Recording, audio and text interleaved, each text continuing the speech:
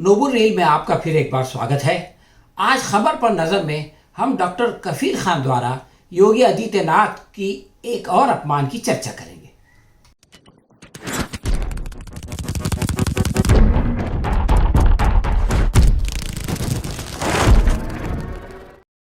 उत्तर प्रदेश की योगी सरकार को कोर्ट में अपनी बेइज्जती कराने का शौक है, इसलिए अगर 2-4 महीने तक ऐसा कुछ न हो तो वो व्याकुल हो जाती है और कोई न कोई ऐसी हरकत कर देती है जिससे न्यायालय द्वारा 2-4 फटकार पड़ जाएं और इसके बाद उसे शांति मिल जाती है। इस मामले में योगी के एक बड़े सहायक डॉक्टर कफील खान है। पिछले 4 सालों में कई बार डॉक्टर कफील खान ने कोर्ट द्वारा फटकार लगवाकर योगी जी की मनोकामना पूरी की है। इसका ताज़ा उदाहरण इलाहाबाद हाई कोर्ट में कल ही सामने आने वाला एक फैसला है। 2 सितंबर 2017 के दिन बच्चों के मसीहा डॉक्टर कफील को अपनी नौकरी से निलंबित कर दिया गया था।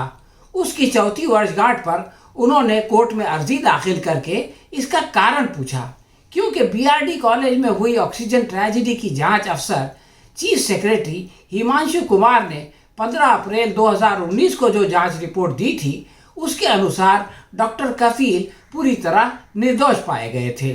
सरकार को चाहिए था कि उस रिपोर्ट की रोशनी में वो डॉक्टर कफील खान से माफ़ी मांगती और नुकसान भरपाई करती और उनकी नौकरी बहाल कर देती, लेकिन योगी की कपटी सरकार से इसकी अपेक्षा करना दिन में सपने देखना जैसा है। योगी सरकार ने डॉक्टर कफील की दुश्मनी में अपनी ही रिपोर्ट को खारिज करके अपने पैर पर कुल्हाड़ी मार ली। इस रिपोर्ट में चीफ सेक्रेटरी हिमांशु ने डॉक्टर कफील खान को पूरी तरह बेकसूर बताते हुए कहा था कि वो अस्पताल के सबसे जूनियर डॉक्टर थे। बीआरडी मेडिकल कॉलेज में प्रोबेशन पर 8 अगस्त 2016 को उनका अपॉइंटमेंट हुआ था।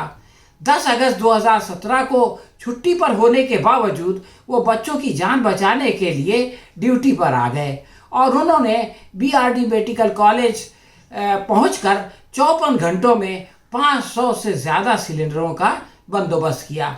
डॉक्टर कफील खान ने उस भयानक रात को 26 लोगों को मदद के लिए फ़ोन किया था।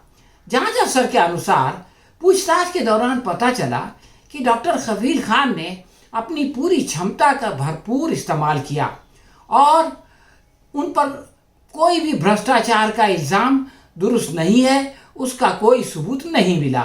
वो ऑक्सीजन सप्लाई का भुगतान, ऑर्डर, टेंडर, रख रखाव के लिए जिम्मेदार नहीं थे। वो उस वार्ड के चीफ भी नहीं थे। 8 अगस्त 2016 के बाद उनकी प्राइवेट प्रैक्टिस का भी कोई प्रमाण नहीं मिला। उन पर इलाज में लापरवाही और भ्रष्टाचार के सारों आरोप निराधार और गलत निकले।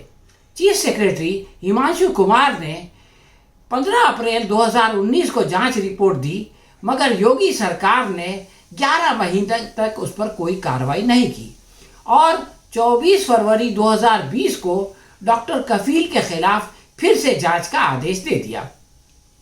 इसको कहते हैं अंधी नगरी और चौपट राज, जिसके आधार पर बीजेपी फिर से चुनाव जीतना चाहती है।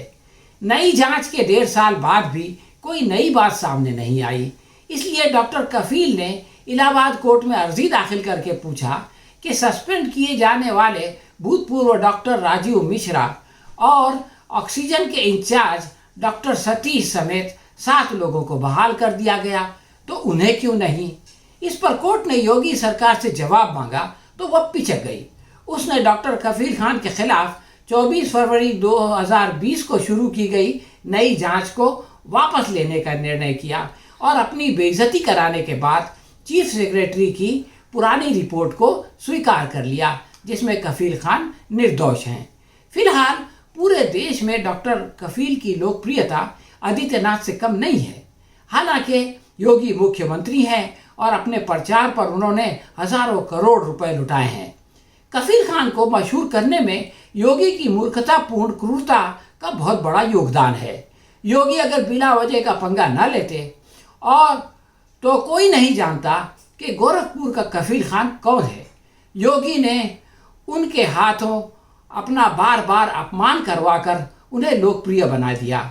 आइए देखें कि पिछले 4 सालों में योगी सरकार किस प्रकार अपमानित होती रही। बीआरडी मेडिकल कॉलेज में असिस्टेंट प्रोफेसर और 38 साल के डॉक्टर कफील खान सबसे पहले 2 सितंबर 2017 को ऑक्सीजन की कमी की वजह से बच्चों की मौत के बहाने जेल भेज दिए गए। 9 महीने बाद 25 अप्रैल 2018 को इलाहाबाद हाई कोर्ट ने उन्हें जमानत पर रिहा किया। इसके बाद 23 सितंबर 2018 को उत्तर प्रदेश की पुलिस ने उन पर एक और केस दर्ज कर लिया और उन्हें फिर से गिरफ्तार कर लिया। इस बार भी डॉक्टर कफील को हाई कोर्ट ने जमानत दे दी और उनको रिहाई मिल गई। लेकिन 29 जनवरी 2020 को उत्तर प्रदेश की सरकार ने सीएए के खिलाफ एएमयू में एक स्पीच देने की आड़ में उन्हें फिर से गिरफ्तार कर लिया। जिस दिन उनकी जमानत हुई उसी दिन उन पर रासुका के तहत केस दर्ज कर लिया गया और वो जेल से बाहर नहीं आ सके, जेल ही में रहे।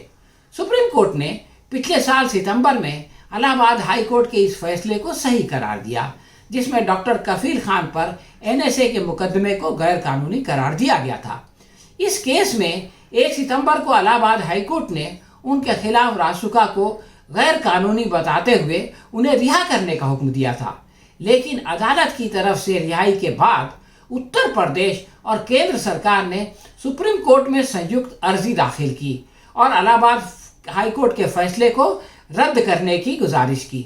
लेकिन सुप्रीम कोर्ट ने इस केस को सुने बगैर ये कह दिया कि ये एक बेहतरीन फैसला है और इसमें वो दखल अंदाजी नहीं करेंगे।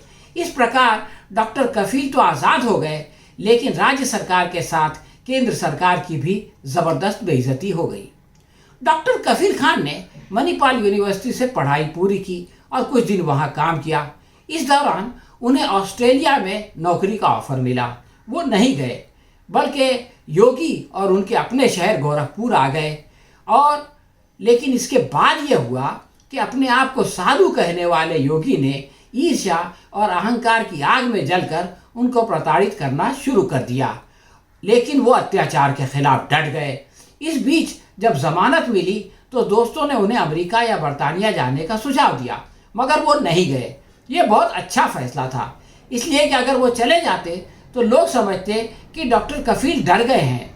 लेकिन सच्चाई ये है कि अब योगी ने अपना फैसला बदल कर बता दिया कि वो खुद डर गए हैं। इस तरह साबित हो गया कि कफील खान ने उन्हें डरा दिया। सच तो ये है कि कफील खान अगर विदेश चले जाते तो भरी अदालत में योगी की नाक कौन काटता। हाँ तो दोस्तों, ये थी हमारी आज की समीक्षा। आपको कैसी लगे हमें कमेंट बॉक्स में लिख कर बताएं। अगर पसंद आई हो तो अपने दोस्तों के साथ शेयर करें और लाइक करें। हम बहुत जल्द किसी नए विषय के साथ आपकी सेवा में फिर हाजिर होंगे। तब तक के लिए आज्ञा दीजिए। धन्यवाद।